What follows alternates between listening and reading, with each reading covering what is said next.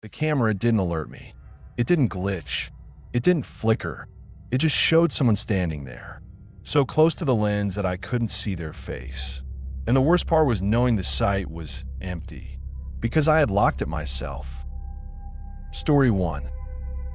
The access log said the gate had never opened. I stared at that line longer than I should have, because I had just watched it slide open on the camera. Slow, heavy, loud enough that I felt it through the desk. But according to the system, nothing had happened. No badge scan, no manual override, no error. Just a gate that moved on its own and then closed again. I worked nights at an unfinished logistics site on the edge of town. Concrete yards, stacks of steel frames, temporary fencing that rattled when the wind pushed through it. There was no reason for anyone to be there after midnight. That was the whole point of my job. One guard, one office, 6 cameras, and a site that stayed locked until morning. Most nights passed the same way. I checked the cameras every few minutes, sip burnt coffee from a paper cup, listen to the low electrical hum of the monitors. Sometimes I'd step outside, walk the perimeter, shine my flashlight across empty concrete, and come back inside. Nothing ever changed. Until that night. It was 1:17 a.m. when I heard the sound. A metallic click, then a long, grinding noise that crawled up my spine before my brain could catch up. I knew that sound. The North Gate. I was already standing before I realized it. My chair rolled back hard enough to hit the wall as I leaned toward the monitors. Camera 3. The gate motor housing shook slightly as the heavy sliding gate began to move. No headlights, no shadows, just the gate opening. My first thought was that I'd bumped the control panel by accident. I looked down. My hands weren't even near it. The panel lights were steady. No active commands. I glanced at the time again. 1:17 a.m. The gate opened halfway, then stopped. For a moment, nothing happened. Then it slowly slid back into place and locked with a deep metallic thud. I waited. That's something you learn on night shifts. You wait before reacting. Most things fix themselves if you give them a moment. I watched the camera feed for almost a full minute. Nothing moved. The yard was empty. No one walked through. No vehicle entered. Just silence. I exhaled and leaned back.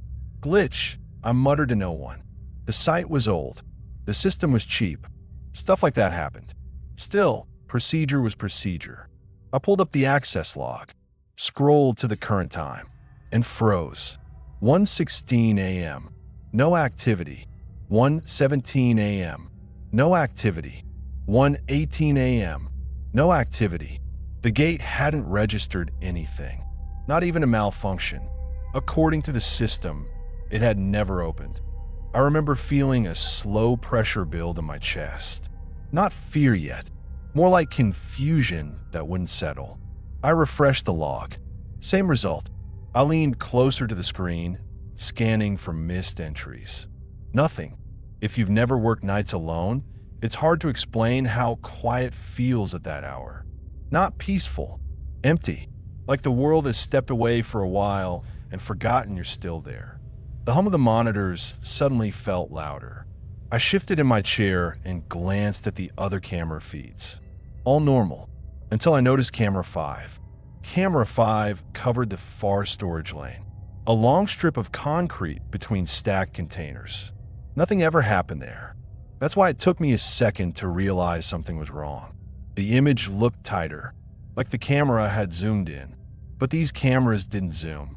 They were fixed. I leaned closer. The angle hadn't changed, but something was closer to the lens. Something tall enough to block part of the view. It wasn't moving, just standing there. At first, my brain tried to make it into something else. A shadow, a container corner, a lighting issue. But shadows don't stay that still. And containers don't appear where there was empty space seconds ago. I checked the timestamp. Live feed. I swallowed. The figure didn't move. It stood inches from the camera, close enough that the image blurred around its outline. No face, just a dark shape where a person should be. I reached for the radio, then stopped. Protocol said to call it in if there was an intruder, but nothing about this felt like an intruder. No alarms, no logs, no movement, just something that shouldn't have been there, being there. If you were there, you might have told yourself the same thing I did, that it was a glitch, that you were tired, that staring too long at screens make your eyes do things. I blinked hard and looked away, counted to 3, then looked back. The camera feed was clear. Empty lane, no figure, no obstruction, just concrete and stacked steel. I let out a breath I didn't realize I'd been holding. That's when the north gate opened again. The sound came from outside this time. Louder, closer. The building vibrated slightly as the heavy metal slid along its track. I didn't look at the camera right away. I stayed perfectly still, listening, waiting for footsteps, for voices, for anything that made sense. Nothing came. I forced myself to turn back to the monitor. Camera 3. The gate was wide open now, fully open, and something was standing just inside it. This time, it wasn't inches from the camera. This time, it was far enough back that I could tell it was shaped like a person. Tall, too still, facing directly toward the camera, toward me. The access log remained blank. I sat there for a long time, longer than I'm comfortable admitting, watching, waiting. The figure didn't move. The gate didn't close, and the clock kept ticking forward like nothing was wrong. Eventually, the feed cut to static for half a second. We came back. The gate was closed. The yard was empty, and the time read 1:26 a.m. I didn't patrol that night. I didn't leave the office again. I sat there until morning, refreshing logs that never changed, watching cameras that stayed empty. When the day guard arrived, I didn't tell him everything. Just said the gate system needed maintenance. The report came back clean. No errors, no faults, no record of the gate ever opening. 2 weeks later, I was reassigned. Different site, different cameras, same hours. But sometimes when I check access logs, I still notice gaps. Minutes where nothing is recorded. And I wonder what else moves without being logged. Story 2. The map said the building ended at level 3. That's what bothered me the most, because the elevator doors had just opened on level 4. I was standing inside the security lift, alone, listening to the soft mechanical hum fade as the door slid apart. The hallway in front of me was lit. Clean, finished, white walls, gray floor, emergency exit signs glowing softly. It didn't look abandoned. It didn't look broken. It looked intentional. I checked the floor indicator again. 4. I knew the site better than that. I had been guarding the place for 6 months. An unfinished office tower that was supposed to be converted into commercial storage. Construction stalled halfway through. No workers, no tenants, just empty floors and echoing stairwells. According to every blueprint I had access to, there were only 3 usable levels. Everything above that was sealed concrete and exposed framing. I stepped out of the elevator anyway. The doors closed behind me with a quiet chime that felt too polite for a dead building. The hallway smelled faintly of cleaning solution. Not dust, not mold, something recent. My footsteps were muted, like the floor was padded beneath the surface. I walked slowly, counting doors. 1, 2, 3. Each door was identical. No labels, no handles, just smooth gray panels set into the walls. At the end of the hall was a security camera. Camera housing, red standby light. I froze. This wasn't one of ours. I knew every camera on the property. Their angles, their blind spots. Which ones lagged? Which ones flickered in low light? This one wasn't on the system. I pulled my phone out and tried to open the live feed app. No signal. The hallway lights dimmed slightly. Not flickering, not failing, just lowering, like the building was settling into something quieter. If you were there, you might have told yourself the same thing I did. That it was some contractor add-on, some temporary level added and forgotten in the paperwork. But that didn't explain why I had never seen it before, or why the elevator responded to a button that wasn't supposed to exist. I turned around.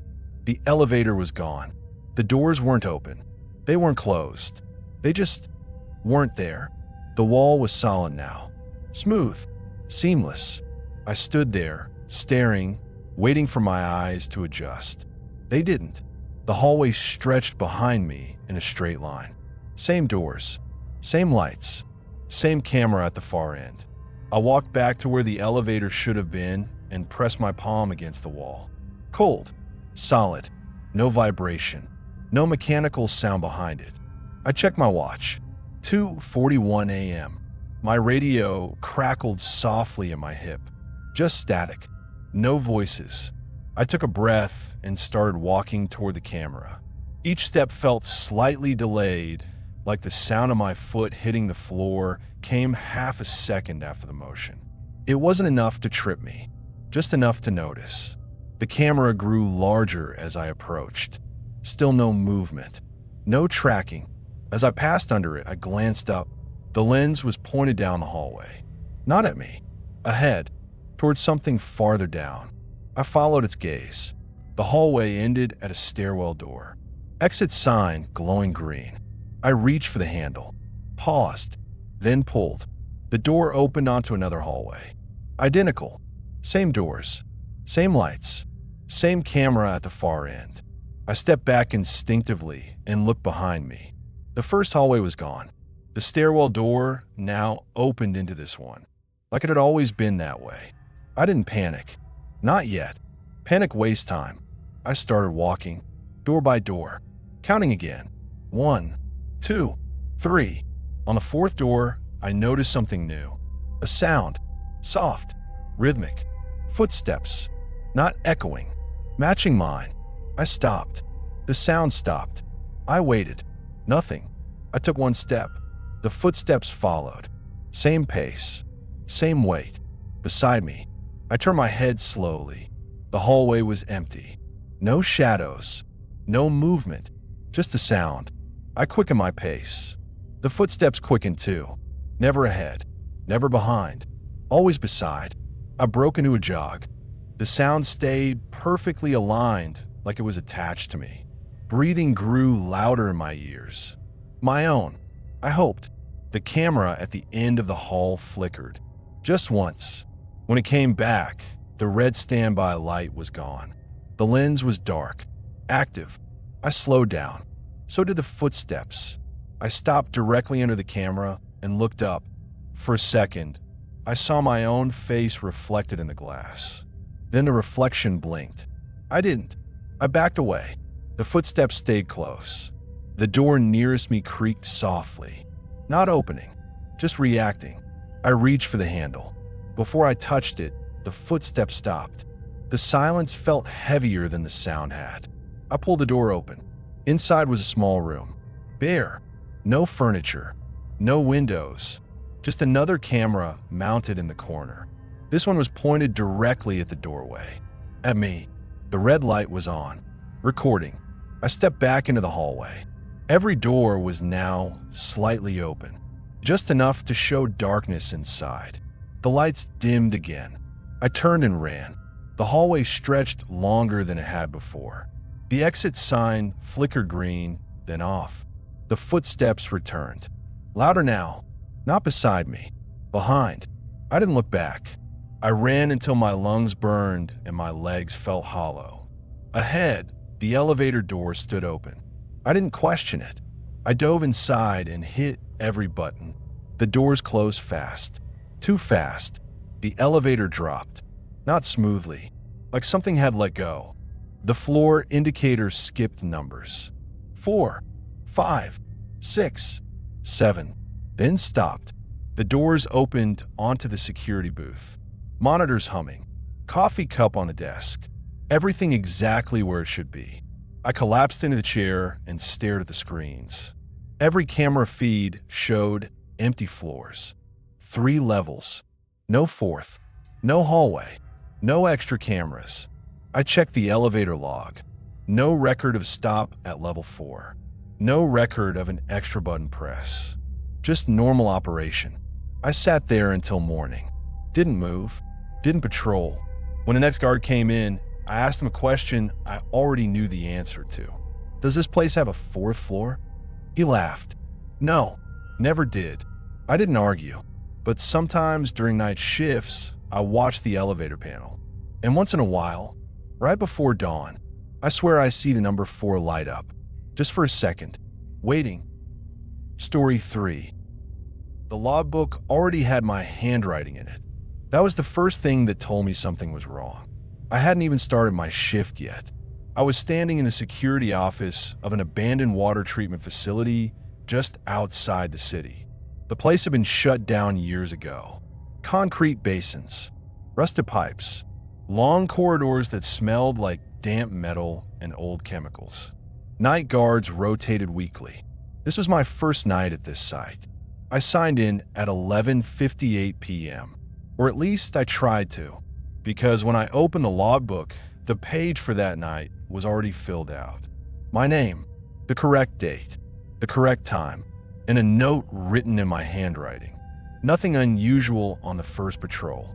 I stood there for a long moment, pen hovering above the page. I checked the previous entries. Different names, different handwriting, normal notes. Only tonight was wrong. I told myself it was a mistake. Someone copying names. A prank that didn't make much sense. I crossed out the line, signed my name again, and wrote. Starting shift. The facility was quiet in a way that felt unfinished. No wind, no insects, just the distant hum of the city far away. There were 8 cameras on site. Most of them barely worked. Grainy feeds, delayed motion alerts. My routine was simple. Watch the cameras. Do a patrol every hour. Log anything unusual. At 12:30 a.m., I grabbed my flashlight and headed out for the first patrol. The route was fixed, always the same. Office north corridor filtration room, exterior fence back through the pump hall office. I followed it step by step. Nothing moved. No sounds except my boots and my breathing. When I came back, I logged the patrol. Nothing unusual. I froze. The sentence was already there. Same ink, same pressure marks, written below my earlier note. I hadn't written it. I flipped back a page. Blank. Flip forward.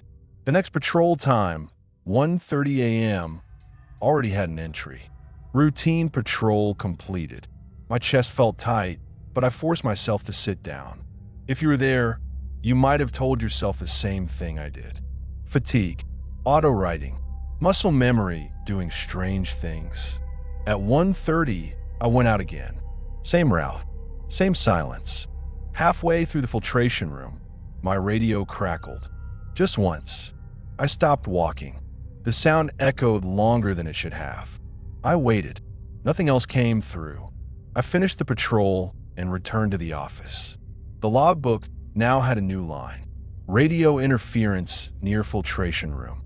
That was exactly what I had been thinking of writing. I hadn't touched the pen. I didn't do the next patrol right away. I watched the cameras instead. Every feed looked normal, except camera 4, the pump hall. The angle was wrong. It was pointing lower than it should have been, toward the floor. I leaned closer to the monitor. On the concrete, I could see boots. My boots. Standing still. The timestamp said live. I looked down. I was sitting. Camera 4 slowly tilted up. The image lagged like it was struggling to catch up.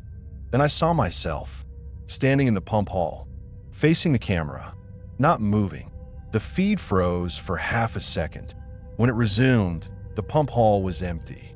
I pushed back from the desk and stood up. My legs felt unsteady, like I'd been walking longer than I remembered. I checked the time. 2:58 a.m. The logbook already had the 3 a.m. patrol logged. Guard hesitated near pump hall. Continued anyway. I didn't want to leave the office. But the longer I stayed, the heavier the air felt. like the building was waiting for me to follow the routine. So I did. Third patrol, same route. As I walked through the north corridor, I noticed wet footprints on the floor. They matched my boots. They went ahead of me, then stopped. I reached the pump hall. The room was darker than before. The emergency lights glowed faintly. I heard footsteps, slow, measured, in front of me. I stopped. They stopped. I whispered hello. My voice sounded wrong in the space. Too flat. The footsteps resumed. Not away, toward me. I backed up until my shoulders hit the concrete wall. The sound stopped inches away. I waited. Nothing touched me. Nothing breathed. But I could feel something standing there, watching. My radio clicked. A voice came through. Low, calm. My voice. Finish the patrol. The lights flickered. I ran. I didn't follow the route. I cut through side corridors, slipped on wet floors, slammed doors behind me. When I reached the office, I locked myself in and dropped into the chair. The cameras all showed empty halls. Every single one. The logbook had a final entry, written neatly at the bottom of the page. Patrol completed. Guard returned safely. The time was 3:07 a.m. I didn't sleep for the rest of the shift. I didn't patrol again. When morning came, I left without signing out. I never went back to that site. Weeks later, a supervisor called me, asked why I'd signed a logbook twice on my last night. I asked him what he meant. He sent me a photo, 2 identical signatures. Same time, same handwriting, 1 note under them. Routine maintained. Which story stayed with you the longest? Let me know in the comments. New true horror stories are coming soon. Story 4. The power outage wasn't supposed to affect the cameras. That was the first thing my supervisor told me when I radioed it in. Cameras are isolated, he said. Battery backed. They'll stay up. His voice was calm, almost bored, like this was something that happened all the time. That should have reassured me. It didn't. The site was an unfinished shopping complex on the outskirts of town. Half-built storefronts with exposed framing. Wide corridors that led nowhere yet. Ceiling panels missing in places, leaving dark cavities above where wires hung loose like veins. During the day, it looked abandoned. At night, it felt unfinished in a different way, like the building was still deciding what it wanted to be. At 12:11 a.m., the power went out. Not flickered, not dimmed, gone. Every overhead light shut off at once. The constant hum of ventilation cut mid-breath. The building dropped into a silence, so sudden it made my ears ring. The security office went black, except for the monitors. 8 screens stayed lit, glowing softly in the dark room. Grainy black and white night vision feeds. Static lines rolling slowly across some of them, exactly as designed. I leaned back in my chair and waited for the generator. 10 seconds passed, then 30. Nothing. I picked up the radio. Power's out across the site, I said. No response. Usually there was something. Static. A hiss. Another guard breathing too close to the mic. This time there was nothing at all. Like the radio wasn't connected to anything. I set it down and tried to focus on routine. Routine keeps you calm. Camera 1, main hallway. Empty concrete floor stretching into shadow. Camera 2, loading bay. Roll-up doors closed. No movement. Camera 3, stairwell. Metal steps reflecting faint infrared light. All normal. I forced my breathing to slow and told myself this was just another outage. Old sites had bad wiring. Nothing unusual. That's when I noticed camera 6, the food court corridor. At first, I couldn't tell what was wrong. The feed was still clear, still grainy, still black and white, but the perspective fell off. The camera was mounted high on a concrete pillar. I remembered installing it myself months ago. I knew exactly how much floor it was supposed to show. This feed looked lower, like the lens was closer to the ground. I leaned forward, elbows on the desk. The camera wasn't zooming. It was tilting, slowly. So slowly the system didn't register it as movement. No alert, no notification. Frame by frame, the image shifted. The floor crept upward on the screen. The ceiling slid out of view. I waited for it to stop. It didn't. The camera kept adjusting until the center of the frame lined up perfectly with the security office door. My door. I hadn't touched the controls. I checked the input logs. No manual commands. No remote access. No recalibration task running.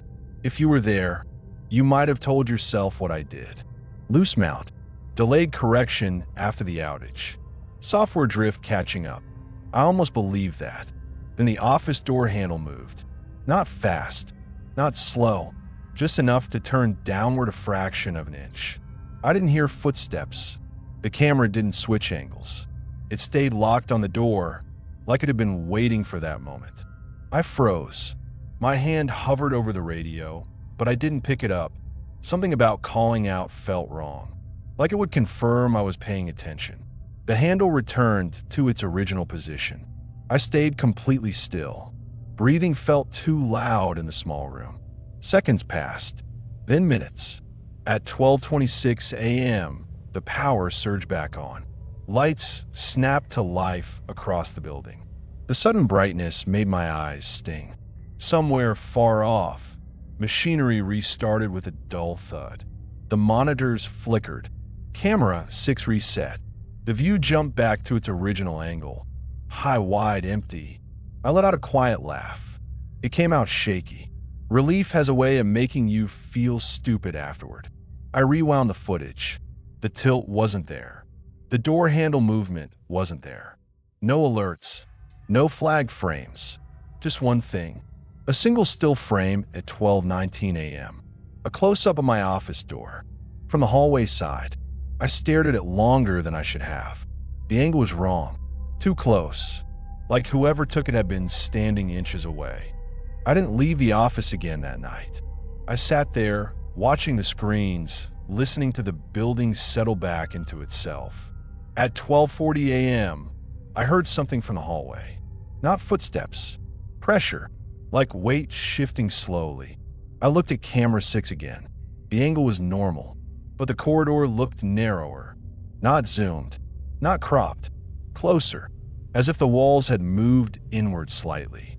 I stood up and took 2 steps toward the door. Then stopped. If I opened it, whatever the camera had been watching would know. I stepped back instead. Sat down. Waited. At 12:52 a.m., the radio hissed. Just a breath of static. I grabbed it immediately. Nothing followed. I checked the battery. Full. The channel indicator flickered, then steadied. I logged the interference. Then noticed the timestamp was wrong. It read 12:19 a.m., the same time as the still frame. I stared at the logbook, then snapped it shut. At 1:05 a.m., camera 6 blinked. The red standby indicator on the screen went dark. Active. The feed itself didn't change, but I knew it was recording again. I didn't look at the door. I stared at the monitor instead, afraid that if I turned my head, the camera would adjust to follow me. Minutes dragged by. My legs cramped. My jaw ached from clenching. Then the handle moved again. This time, it didn't return. It stayed turned, as if someone was holding it from the other side. I whispered, "Don't." I don't know who I was talking to. The handle slowly relaxed. The camera light went red again. Standby. At 1:26 a.m., the power surged fully back for the second time. Everything stabilized. No more anomalies. No more movement. I didn't rewind anything else. I didn't check logs. I turned my chair so I was facing away from the door and stayed like that until morning. Now, whenever I work nights and the power goes out, I don't watch the cameras. I watch the angles. Because if something can still see you in the dark, it doesn't need the lights to come back. Story 5. The gates locked automatically at midnight. Everyone who worked there knew that. It wasn't written anywhere obvious, but it was part of the routine you learned your first week on the job. At exactly 12 o'clock, the system sealed the site. No entries, no exits, no exceptions. Once the gates closed, nothing was supposed to move inside. That was the rule. The site was an old industrial plant scheduled for demolition. Massive concrete buildings connected by narrow corridors.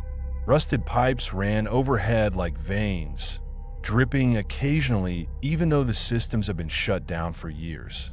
The place smelled like oil, dust, and standing water that never fully dried.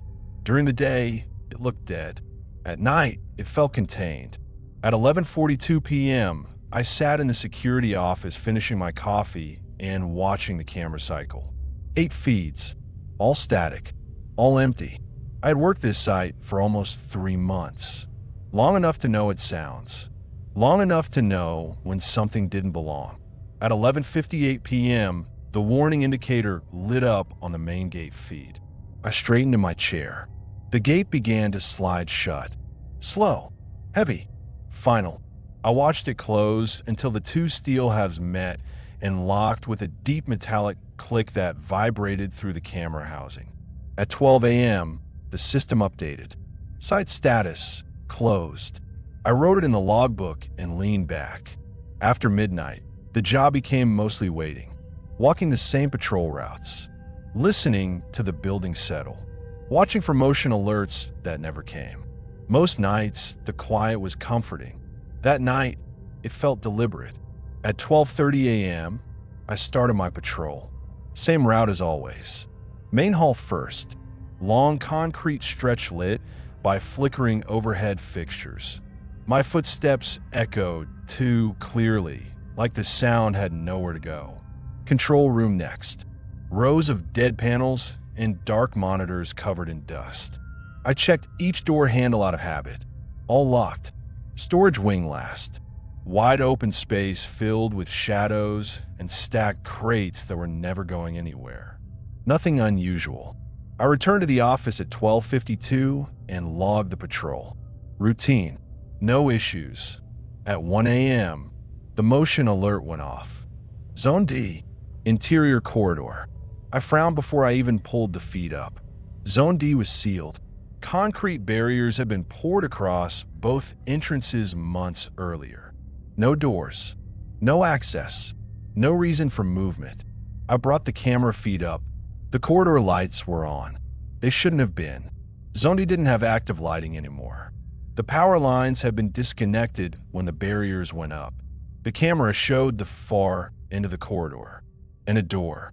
It wasn't supposed to be there. The door was metal. Industrial. Old.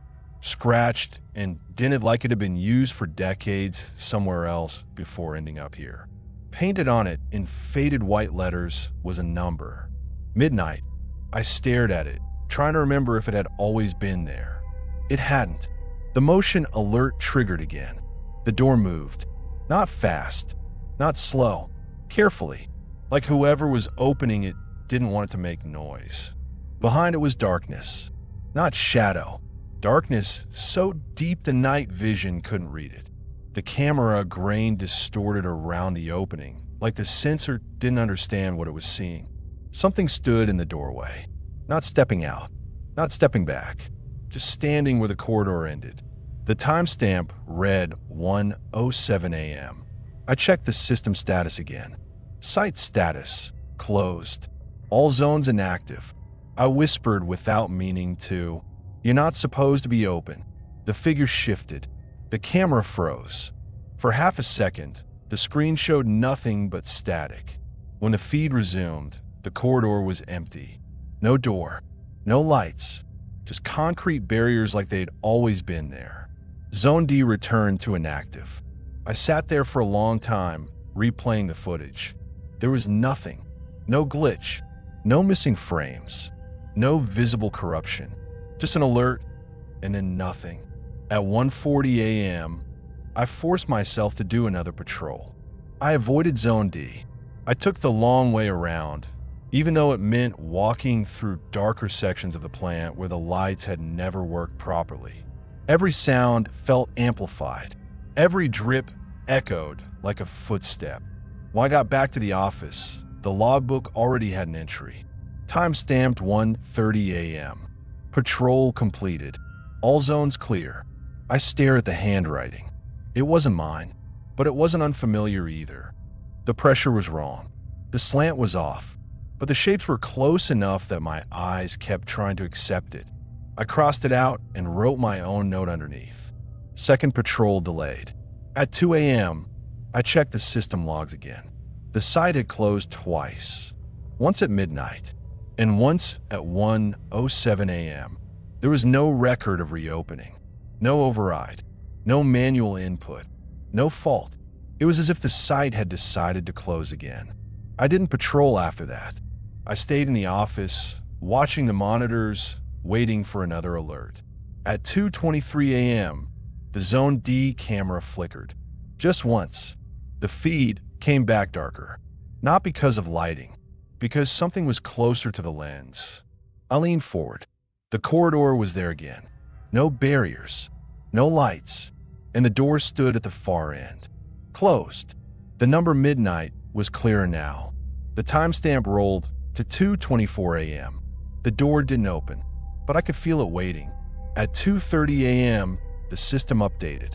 Site status, closed. Again, I felt something shift in my chest.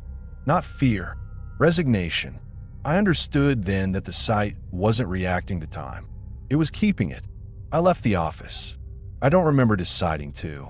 I just found myself walking down the main hall, flashlight shaking in my hand. The corridors felt longer than before, like the building was stretching itself out. When I reached the concrete barriers at Zone D, they weren't there. The corridor continued. The door stood at the end, closed. I stopped several meters away and waited. The door opened, slowly, carefully. Behind it was darkness. I didn't step forward. I didn't need to. Something moved inside. The air shifted like pressure equalizing. Then the door closed again. The corridor lights snapped off. I don't remember how I got back to the office. I remember sitting in the chair. I remember the monitors.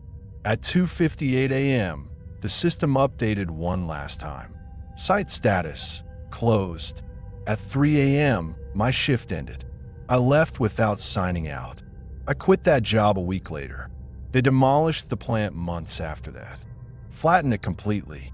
Nothing left but dirt and gravel. No doors, no corridors, no Zone D. But sometimes when I drive past the empty lot late at night, right before midnight, I swear I see a light flick on, and a door standing where nothing should be, waiting for the site to close again.